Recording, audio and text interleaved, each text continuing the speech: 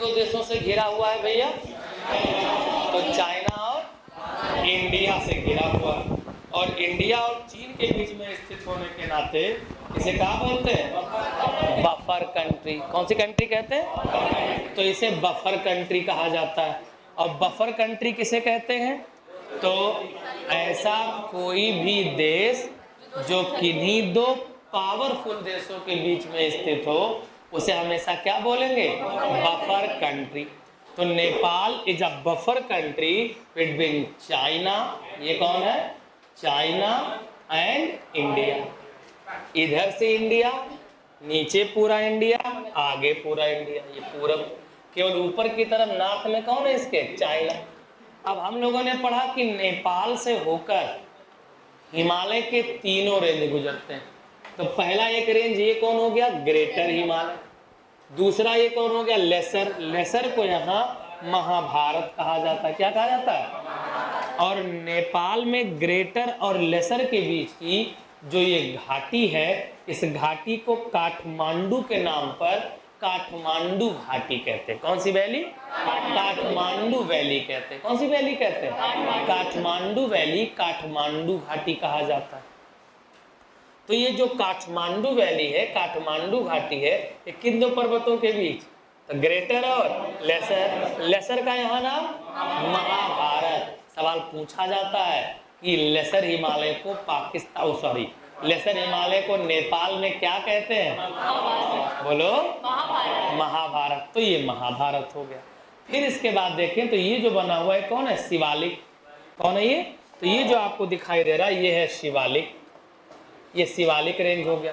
ये शिवालिक थोड़ा सा आगे यहाँ बहुत संकीर्ण सा है, पतला पतला हमने यहाँ बनाया नहीं, ठीक। उसके बाद ये जो पूरा आपको हरे रंग से दिख रहा है ये क्या है? तो प्लेन्स ऑफ नेपाल है। एक नैरो सकरा पूरा प्लेन शिवालिक के जस्ट दक्षिण में कहाँ फैला हुआ है?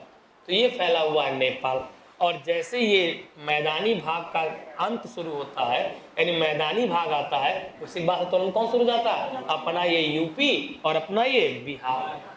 अब समझ है?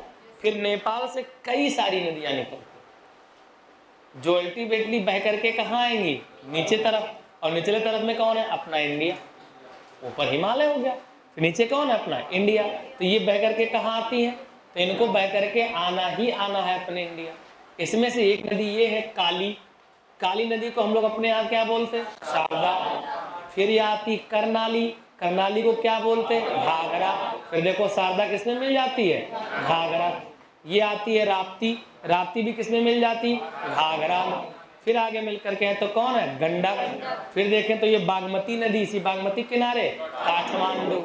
फिर आगे बढ़ के आओ कौन सी नदी? कोसी। तो बिहार में आती है और कोसी को बिहार का शोक कहते हैं। ये बात समझ आए?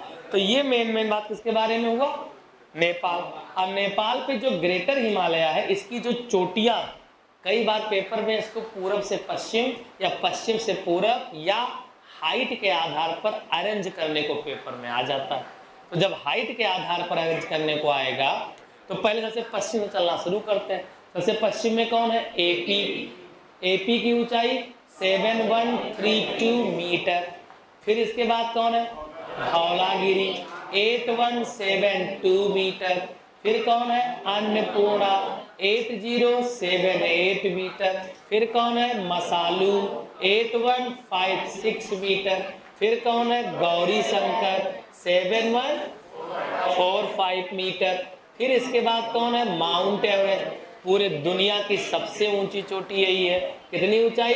8848 मीटर। फिर कौन है? मकालू 8481 मीटर। फिर कौन है? कंचनजंगा 8598।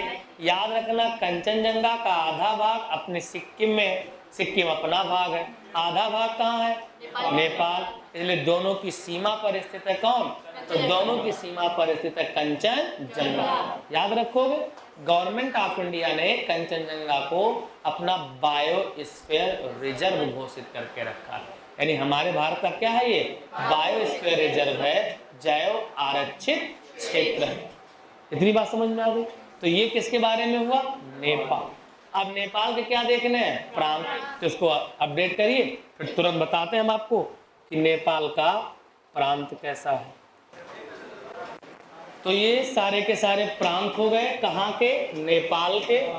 पूरब से शुरू करें तो पहला प्रांत है जो विराटनगर, दूसरा है जनकपुर, तीसरा काठमांडू, चौथा गंडकी, पांचवा लुम्बिनी, छठा कर्णाली और सातवां सुदूर पश्चिम। बाकी बातें कल डिस्कस करेंगे। थैंक यू, धन्यवाद।